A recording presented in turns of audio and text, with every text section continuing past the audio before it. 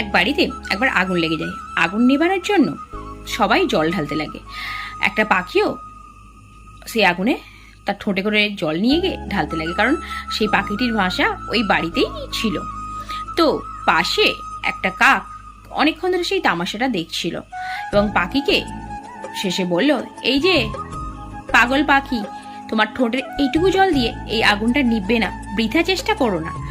তখন পাখিটি বলল, জানি আমার এই ঠোঁটের এটুকু জল দিয়ে ওই আগুন নিভবে না, কিন্তু ওই আগুনের প্রসঙ্গ যখনই উঠবে আমার নাম গণ্য হবে সেই আগুন নেভানো দলে, আর তোমার নাম গণ্য হবে তামাশা দেখার দলে।